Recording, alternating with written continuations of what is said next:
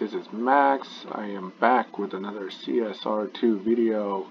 Recently I did a video on the T4 Dodge Viper GTS, and right now I am bringing you the T5 Viper ACR Extreme Aero. But this car is very much like the T4 Dodge Viper in that it basically downtunes very easily and will substantially destroy dyno when you do it. The problem with this car, and I'm going to try to show it to you, is that when you do the downtune on these cars the way that I do and you beat dyno by so much, you can kill the car. I will try to kill the Viper ACR Extreme Aero by going into live with it after I show you how I have it set up. So while I have some stage 6 parts, I do not have them installed. I'm just going to kind of run this car with stage 5 only. So this is a stage 5 tune in a sense. How do you build this car up to max fusion? Well, quite simply by going to T4 and buying the regular Dodge Viper, which actually in the grand scheme of things isn't all that expensive. If I can find the car, I will show it to you. And here it is, the GTS. It is $430,000 a pop, but it will also give you about 5-6 fusions per car. And if you just go ahead and buy them slowly over time, you'll go ahead and be able to strip quite a lot of them and get the fusions.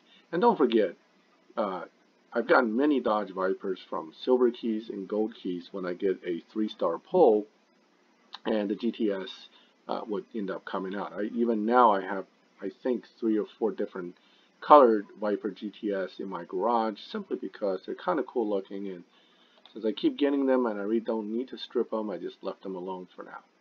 So back to the ACR Extreme Aero. The tune on this car isn't very difficult.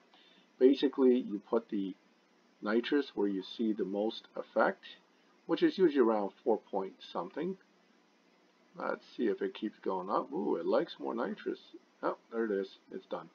So about 4.4 is where it's going to get the highest evo from that. I have it set up at 2.47 and have 48 grip. Now you could always try to go with a little bit less grip and a little bit less, but doesn't seem to work well there. So where I had it before at 48 was actually the spot with the highest evo I can find without a lot of fine tuning. There might be a range here or even here that could beat this, but for the sake of time I'm not going to waste too much effort in fine tuning. So that gives you a 10.796 at max fusion, full stage 5, but you can tune it down to a much slower time just by bumping the grip. Now it's a 12.2 car. Wait a minute. So we just went from 10.7 to 12.2. That's a hell of a jump. But is the car going to do that 10.7 something still? Probably not a 10.7, but I have a feeling it'll do the 10.8. Now, again, you can't launch perfect. You can launch slightly early and run it with the nitrous. I did the nitrous right out the gate, but I shifted to second pretty quick, so that may cost me a tenth or two. And it did. So I got a 11.0 on a basically 12.2 dyno. That is a car that's going to be quite dangerous in live if you're using it to make money. So what happens if you decide to go do that? Let's say we take this tune and we go, you know what? Let me go out there and aggravate people. I'm going to go and make 200K bets and get money out of people. Well, how quick are you going to kill this car? Well, let's put it this way. This car I have not raced in live yet since I tuned it and built it. So at this moment, the computer should put me in the right lobby at 12.2 or so. Now, we see a lot of Bach monos in here, and we all know a Bach mono can dyno 12.2 and run 11.6 or 11.5.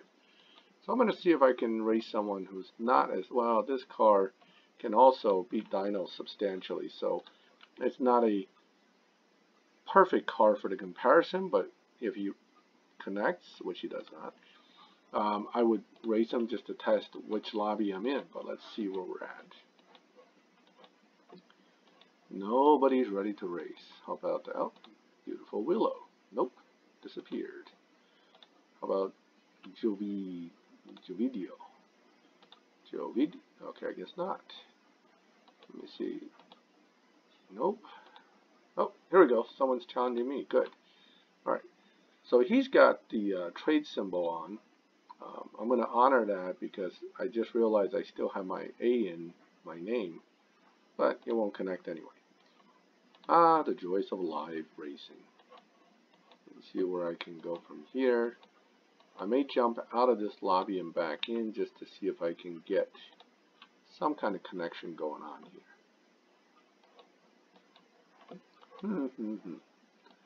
Okie dokie. Alright, let's try it. Ooh, NSX. These guys are usually pretty tough in any lobby. So can we beat him? And the question is, does he run right around 12.2? He should run about 11.9 if everything goes correct. Alright, so I am already way ahead, and I'm just going to kind of keep it close. Let's see what he ran.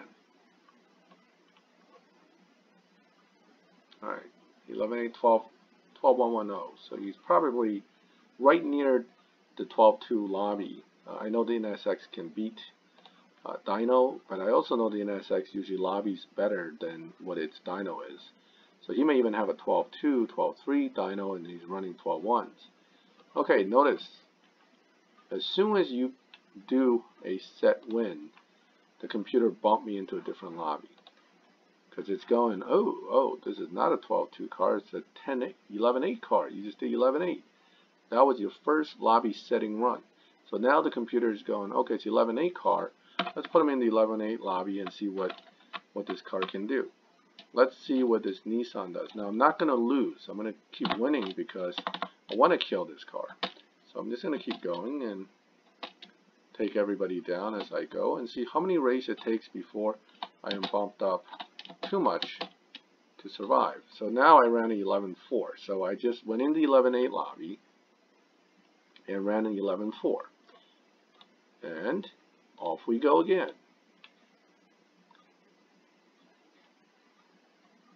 Back to the lobby. Now I didn't get kicked this time, right? I'm still in the same lobby. So I'm going to keep winning, and I'm going to keep running a little bit more and more over the actual dyno until the point where I can actually run a few runs at full blast. I'm not going to do that too quick because I want to see how long it takes before I actually get kicked into a fast lobby. Let's see.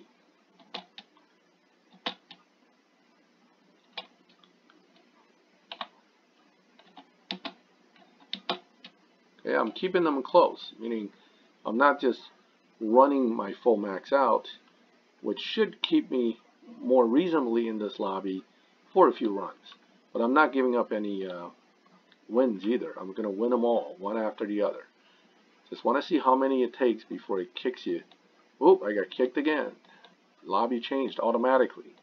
Let's see what these guys are running.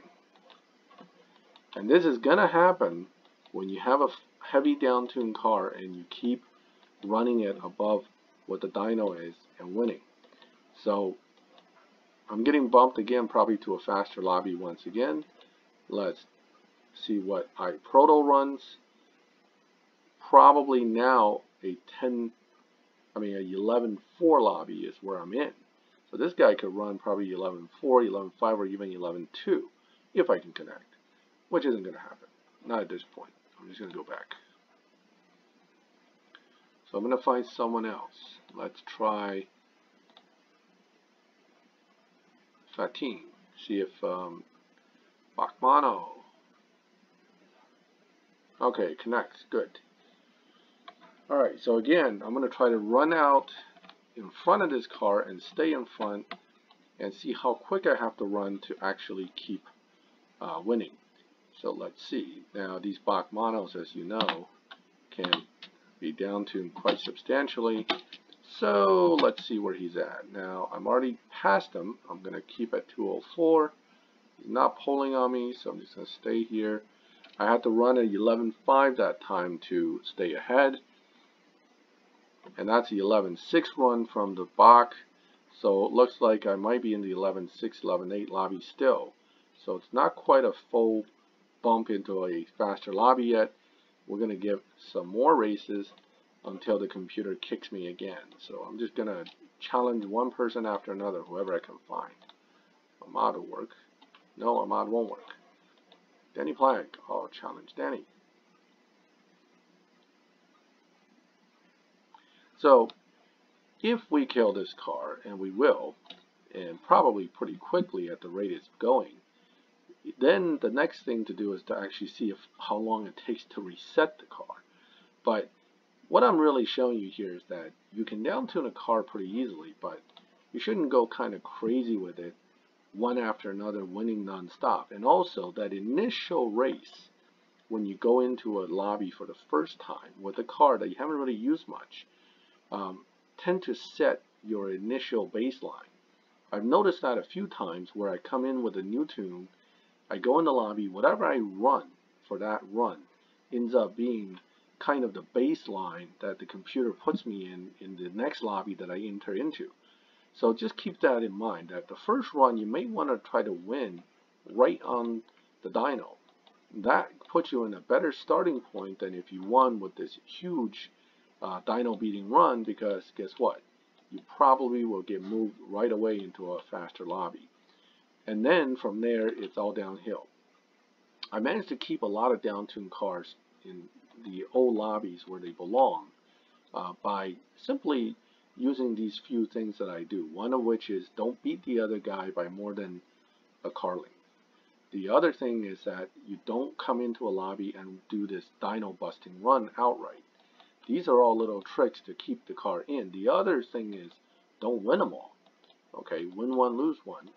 Keep the ratio even, and this will keep your car in the lobby.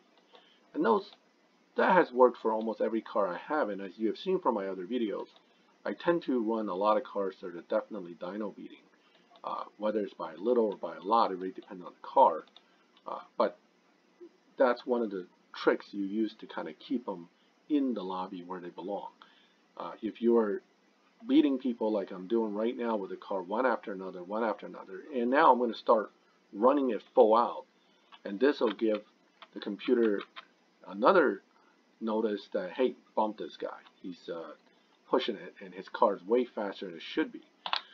Now, in real life bracket racing, if you break out, which is really what we're talking about here, if you're way past a lobby bracket, you will lose, right? This game isn't real life. This game is simulated. So what it does is it doesn't punish you in the sense that it makes you lose, but what it does punish you with is it starts to push you faster and faster into lobbies as you win with these big lobby busting runs. Boom, I got bumped again. You see that? New lobby, just like that. One super fast race and you're off to a new lobby. Now we're looking at probably these guys are probably in the 11.0 range or 11.2. Let me race somebody who is legendary if I can find someone to race. He's got a trade symbol. I'm not sure I want to. Let's race. Oh, I would probably want to race the Bandit if he ever pops up as available. If not, I will take one of these other guys. They probably will run lobby time anyway. Let's try. You know what? Let's try Lewis. Oh wait, this guy's even better. But I may not connect to him. I have a hard time connecting to people from South America area or in Puerto Rico, islands. I don't know why. It just doesn't want to connect. I'm not saying he's definitely in Puerto Rico. I'm just saying some people just don't connect with me. Yeah, okay. Let's try this car. That's a 5-star, probably. Ooh, the new LV. Okay. See how it goes.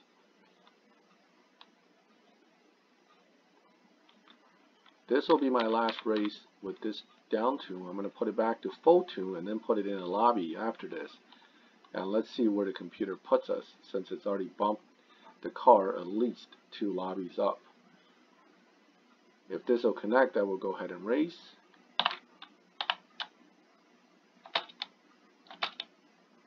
Ooh, fast. Look at this. It's not a killer now. I'm not killing this guy. I am beating him, but I'm not killing him by half the track like I would be able to if he was in the 12-2 lobby. So 11-4, 11-0. Again, we're moving along here. Alright.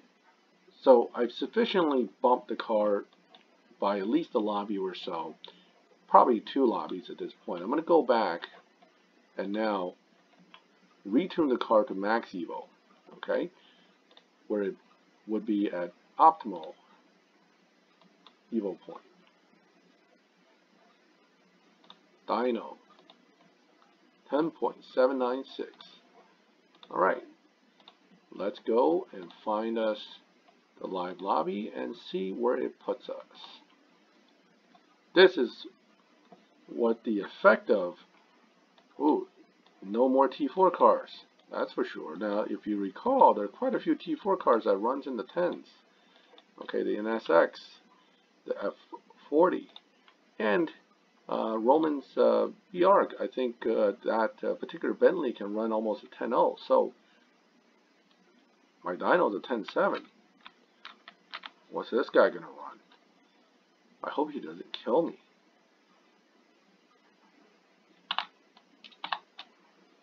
Come on. Keep up, keep up, keep up. Oh, look at that. Oh, that's starting to get kind of ugly. No, I didn't run that well anyway, but let's assume that 10.79 is the target that we hit. How much would I have been beaten by? Oh, killed. Totally killed. And there you go. Now that's what happens when you run a downtuned car and you're winning over and over and over.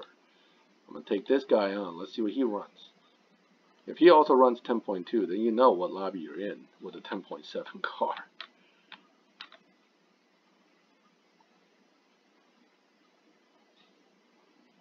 Alright, let's go.